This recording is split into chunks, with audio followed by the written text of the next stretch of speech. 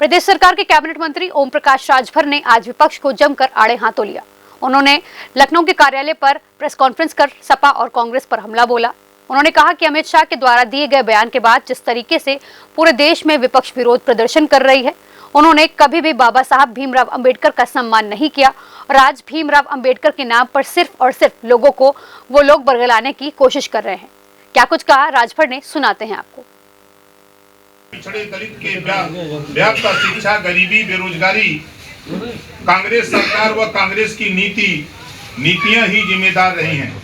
आज हमारी सरकार गरीबों के हक के लिए लगातार नए आयाम उपाय कर रही है और डीबीडी के माध्यम से आवास, प्रधानमंत्री जन धन योजना, निःशुल्क राशन आदि के माध्यम से योजनाओं को सिर्फ कागज पर ही नहीं वास्तविक रूप से लागू किया है।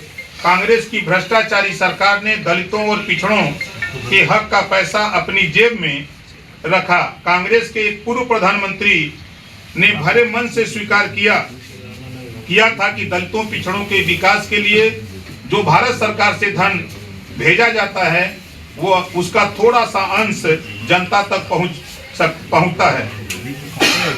आज बाबा साहब डॉक्टर अम्बेडकर जी के बाद गरीब, कमजोर, पिछड़े, दलित, अल्पसंख्यक को जागृत करने का काम, उनके मिशन को आगे बढ़ाने का काम मान्यवर कांशीराम जी ने किया और भारतीय समाज पार्टी ओम प्रकाश राजभर और एनडीए सरकार बाबा साहब डॉक्टर अम्बेडकर जी के मिशन को, विजन को हम लोग आगे बढ़ा रहे हैं। कांशीराम जी के बाद अगर अति पिछड़े, अति दलित, अल्पसंख्यक को आगे बढ़ाने का काम कोई किया तो मान्यवर कांशीराम जी ने किया।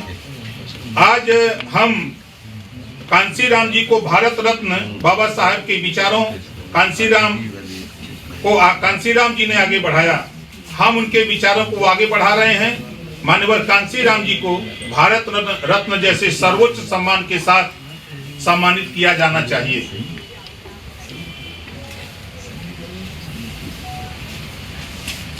राजभर जी, जो ये अंबेडकर के नाम पर सियासत हो रही है और अभी आपने बताया कि डॉक्टर अंबेडकर का किस तरह से कांग्रेस ने विरोध किया, लेकिन कांग्रेस कह रही है कि सबसे ज्यादा अंबेडकर का अपमान अमित शाह के भाषण से हुआ। डॉक्टर अंबेडकर जी को चुनाव किसने हरवाया था? कांग्रेस ने हरवाया था।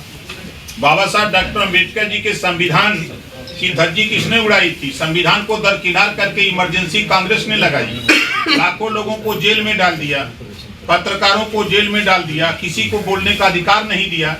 ये किसने किया था? ये कांग्रेस ने किया था। मायावती भी अब प्रदर्शन करेंगी। उन्होंने प्रदर्शन का आह्वान किया कार्यकर्ताओं से। 24 तारीख को पूरे प्रदेश में प्रदर्शन है। बसपा अभी तक जो कई मुद्दों पर साथ थी आप लोगों के, अब वो उनको भी लग रहा है कि आप लोगों ने अपमान किया। देखिए, लोकतंत्र है, सभी लोग स्वतंत्र हैं। धरना प्रदर्शन करने के लिए बाबा साहब डॉक्टर अम्बेडकर जी ने संविधान में व्यवस्था दिया है कि अपनी बात कहने का अधिकार सबको है, उसमें किसी को कोई रोक नहीं है।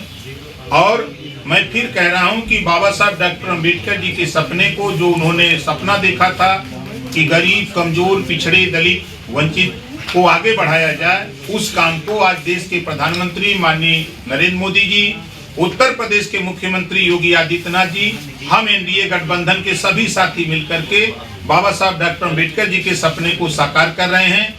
और जो कांशीराम जी ने बात को आगे बढ़ाया था, मान्यवर कांशीराम जी के सपने को भी हम सब लोग एनडीए गठबंधन के लोग साकार कर रहे हैं। अगर ये कांग्रेस के लोग, सपा के लोग इस बात को कह रहे हैं तो यही 12 के पहले सपा के लोगों ने कहा था कि जो अम्बेडकर पार्क है, हमारी सरकार बनेगी, हम यहाँ शौचालय बनाएंगे।